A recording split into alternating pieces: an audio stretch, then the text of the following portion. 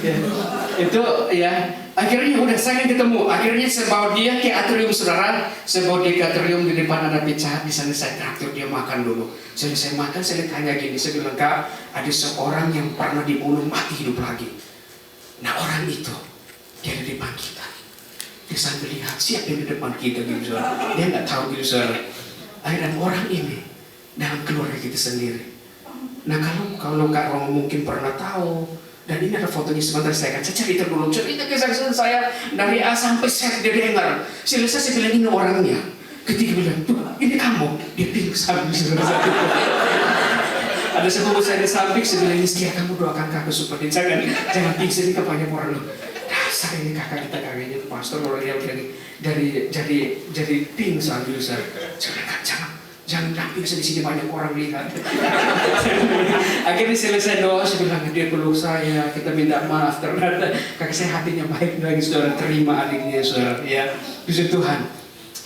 Lalu saat itu, saudara, akhirnya saya mulai bergumul di dalam sekolah itu, saudara. Setiap kali ibadah mahasiswa tempat saya paling surut, saudara. Setiap kali ibadah mahasiswa itu tempat saya paling surut. Kenapa tempat saya paling surut? Kalau kita duduk di depan, saudara, nanti setiap kali ibadah itu nggak pernah tulis bilang nanti yang mimpin doa syafaat ini, yang mimpin pujian ini, nggak pernah tulis, saudara. Nanti kalau ditunjuk, saudara, yang mimpin doa syafaat, dia akan selalu tunjuk begini, saudara, ya.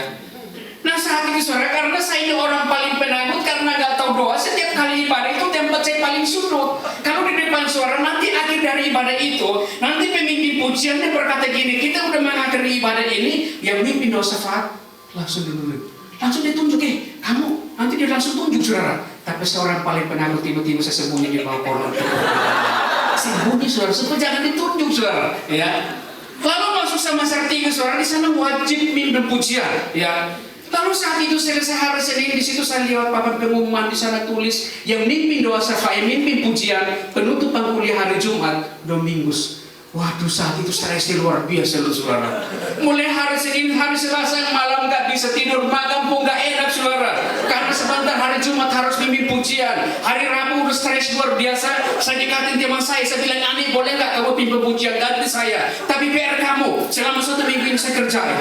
Tahu dia, saudara. Akhirnya dia bilang oke. Dia ganti pujian hari Jumat, kemudian selama 1 minggu itu saya kerjain PR-nya, saudara. Akhir hari Jumat kemudian dia mimpin pujian. Saat itu saya nggak ikut kuliah, saya nggak ikut ibadah, saya pergi sembunyi di bawah tempat tidur, saudara. Lalu waktu sampai orang bingung, saudara, ya saat itu. Lupa di luar sana yang mimpin pujian Domingus yang tampil sekarang perempuan. Akhirnya mereka diam. Selesai ibadah itu, lalu ketua senat dia berkata, bilang Domingus, panggil berapa orang, coba kamu cari Domingus. Mereka ketemu saya, lalu akhirnya saya bertemu dengan ketua senat, dia marah setengah mati. Domingus, ini kan tugas tanggung jawab kamu. Kenapa kamu melanggar peraturan asrama? Saya diam. Pokoknya kamu harus diskorsi. Dalam hati saya kalau saya diskorsing ya udah, kalau sapu cuci WC nggak apa, asal jangan cuci piring. Dalam hati saya berkata ini, tiba-tiba langsung ngomong, pokoknya hari Senin kamu harus cuci piring. Wah, saat itu stres luar biasa, itu seperti pingsan, saudara. Karena piringnya bukan 200, piringnya saya mulai mil, saudara. Ya, itu setiap kali kalau cuci piring itu 15 orang sampai 20 orang, saudara. Saat itu saya diskorsing harus cuci piring. Hari Senin kemudian saya cuci piring dari pagi sampai siang, makan siang piring bertambah, bahkan makan akhirnya cuci sampai sore, makan malam piring bertambah, cuci gak habis-habis, saudara. Dalam hati saya tanggal 18 Desember harus pulang, nangis luar biasa, saudara. Karena di Jakarta saudara nggak berdiri, nggak boleh, pokoknya ini harus cuci, saudara. Ya, akhirnya saat itu harus pulang. Saya nggak kuat lagi, tiba-tiba nangis setengah mati. Banyak wanita lewat situ, karena malu nangis, saudara, saya ambil air lap begini supaya mereka cerita. Akhirnya, saudara, puji Tuhan. Lalu pas tanggal 12 Desember itu, saya malam itu saya ambil pakaian saya, isi dalam tas. Selesai isi dalam tas, malamnya sekitar jam 1 malam itu saya mimpi bertemu dengan Tuhan Yesus. Tapi saya orang yang nggak percaya mimpi itu.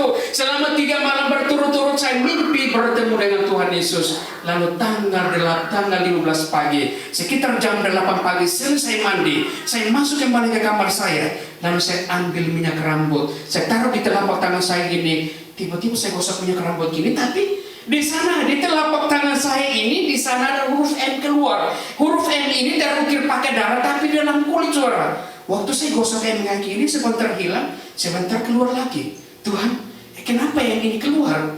Jangan sampai saya mati, soalnya M. Saat itu saya menafsirkan M itu, bilang ini harus mati. Tiba-tiba hati saya udah gak enak, saudara. Lalu saya mulai diam dengan M ini. Ya, sekitar jam 10, jam 11, jam 12, M ini belum hilang. Tulisan huruf M di telapak tangan saya ini belum hilang. Saya pergi cari hamba Tuhan. Bertemu dengan seorang hamba Tuhan yang sementara baca Tuhan, dia baca buku di situ. Saya bilang, Pak, semalam saya mimpi bertemu dengan Tuhan Yesus. Tapi tadi pagi M ini keluar di telapak tangan saya. Pak, bisa mengartikan M ini enggak? Tiba-tiba hamba Tuhan itu berkata, Domingus, kamu mau jadi tukang mimpi, jangan sekolah sini, kamu keluar, Pak. Pergi kembali ke kamar saya, itu hati saya udah gak tenang, saudara, ya. Itu pokoknya gak ada damai sama sekali saat itu. Lalu sekitar jam 1 kemudian, saya masuk lagi ke kamar, pergi lagi cari hamba Tuhan untuk mengartikan yang ini. Lalu saya bertemu dengan seorang hamba Tuhan, saya bilang, Pak, semalam saya mimpi bertemu dengan Tuhan, tapi tadi pagi M ini keluar di telapak tangan saya. Coba Bapak lihat. Benar juga. Saya bilang, Pak, jangan-jangan saya mati. Oh, 2 minggu kamu gak mati. Akhirnya dia gosok dulu. Kenapa gak hilang? Pak, jangan-jangan saya meninggal, soalnya M. Saya meninggal M, saudara. Mati, meninggal, saudara. Itu artikan M itu. Tapi tiba-tiba, waduh, minggu kamu gak meninggal. M ini melambangkan, nanti nih saya mengartikan. Dia bisa bilang, saya mengartikan M ini bahwa besok masuk tahun 2000, ini masuk milenium baru. Jadi M melambangkan milenium baru.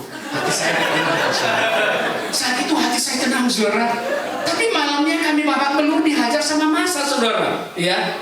Ternyata memang sebenarnya ini malapetaka ini memang sebenarnya mungkin pembunuhan juga, saudara. Tapi tidak seorang tahu mengenai apa arti M ini, saudara. Apa arti mimpi itu. Akhirnya sekitar jam 6 sore M ini hilang. Jam 7 malam saya udah tidur. Menjelang jam 9 malam baru masa itu mereka masuk. Lalu mengobrak-abrik kampus kami. Jumlah mereka sekitar 700 lebih, saudara. Ketika mereka masuk, saudara, mereka pakai kelompok yang begitu rapi. Kelompok yang pertama mereka pakai pakaian ninja. Kelompok yang kedua mereka bawa jerigen isi bensin. Lalu kelompok yang ketiga mereka menjarah barang-barang dalam kampus kami. Lalu kelompok yang keempat mereka buang bom malam itu. Dan kelompok yang kelima menangkap setiap mahasiswa di situ untuk membunuh dan memperkosa, saudara. Tapi malam hari itu, saudara-saudara, saya tidak tahu apa yang terjadi di luar sana. Ketika teman saya, dia mau masuk ambil pedang, baru lihat saya di atas tempat tidur. Lalu dia di tempat tidur gini, Domingus, bangun, Domingus, bangun, Domingus, bangun. Waktu itu dia panggil begini, sementara sudah tidur 2 jam karena udah gak sadar, sementara mimpi enak-enak gitu, saudara. Saat itu saya mimpi, saudara. Lalu teman saya dia ambil pedang dari bawah tempat tidur, pedang itu bunyi. Saya buka mata, kayaknya benar juga. Akhirnya hati saya gitu, saudara. Lalu saya turun dari tempat tidur, saya lari menuju ke halaman. Di sana saya lihat gedung sebagian terbakar, saudara.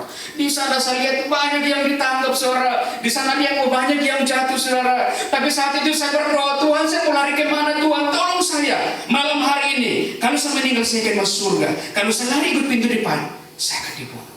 Tolong saya, Tuhan. Saya tidak mencuri, saya tidak bersalah dengan mereka. Tapi waktu saya berdoa pun hati saya berkata, ada teman saya kan masih di samping, dia pakai pedang, mungkin dia akan melindungi saya. Waktu saya berdoa, saya buka mata kayak gini, teman saya menghilang, pergi selamatkan pacarnya, saudara.